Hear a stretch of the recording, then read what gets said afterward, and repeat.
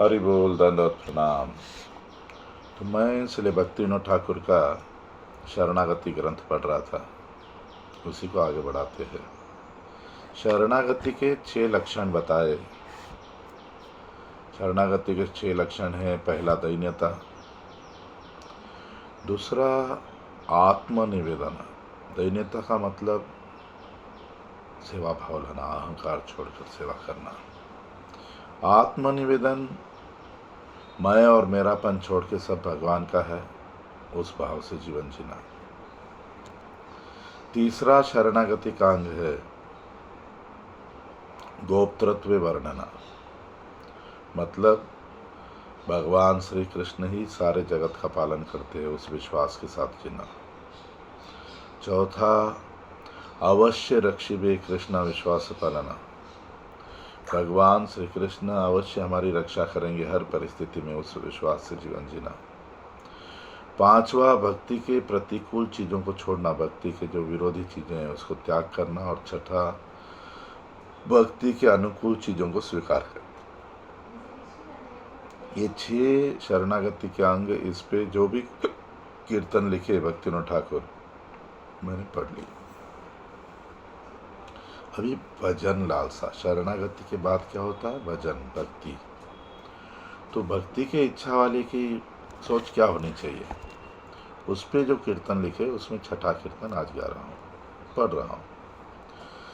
हरि हे निरधर्मगत जाह्नवी सलीले, पंख फेन दृष्ट है तथापि कखन, ब्रह्मद्रव धर्म से सलील ना छाड़े। ओ भगवान हरि, गंगा में कभी मिट्टी दिखती है, कभी फेन दिखता है, कभी बुदबुदे दिखते हैं, मगर गंगा अपना नित्य, अपना ओरिजिनल मूल स्वरूप को नहीं छोड़ता। वैष्णव शरीर प्राकृत सदा स्वभाव पूर्व धर्मे, कभू नाहे जड़ तथापि जे निंदे, पड़े से विषमाधर में। ऐसी एक शुद्ध वैष्णव, एक शुद्ध भक्त का शरीर सदैव आध्यात्मिक है।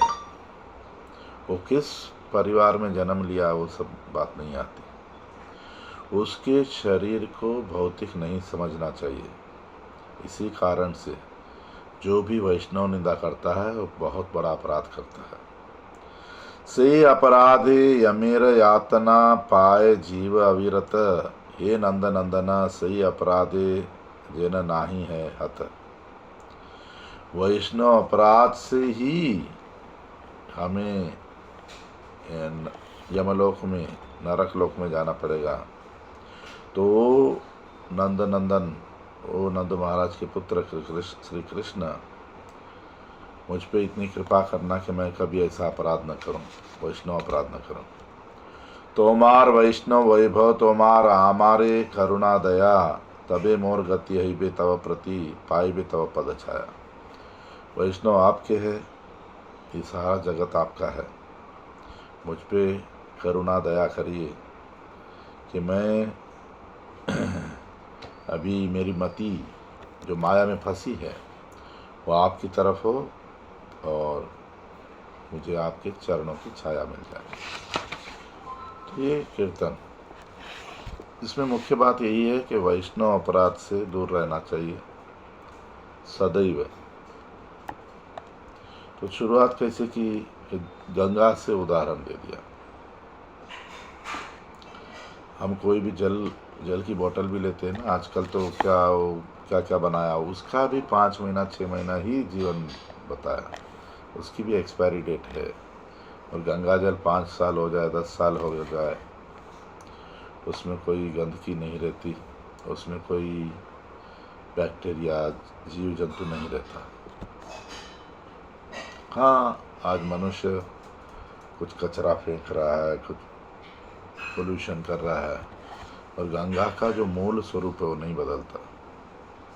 कभी हमको मिट्टी दिख रही है, कभी बुदबुदे दिख रहे हैं, मगर आप गंगा जल को रखिए 4 दिन, 4 महीना, 4 साल, पता चलेगा नहीं पवित्र की पवित्र। ऐसे ही एक शुद्ध वैष्णव का शरीर है। कभी कभी हमको कुछ दोष दिखते हैं कि ये वैष्णव गुस्से वाले हैं, ये वैष्णव कुछ भोगी लग रहे हैं, ये वैष्णव कुछ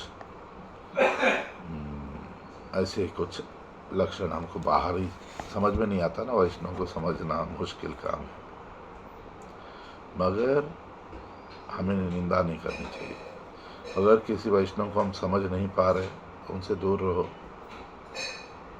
उनका संग मत करो, मगर निंदा नहीं। निंदा करने से नरक में जाना पड़ेगा। निंदा करने से हमारी भक्ति रुक जाएगी। तो वैष्णव भगवान का है, भगवान देख लेंगे अगर उसमें कोई दोष है। हमें बताया गया अपराधी है उपेक्षा। उपेक्षा का मतलब निंदा भी नहीं करना, जज भी नहीं करना। अगर लगता है कि हमको ये समझ में नहीं आ रहा, हमको सेटिंग नहीं होगा हमारे भजन में, उनसे दूर रहो। हरि बोल, धन्यवाद।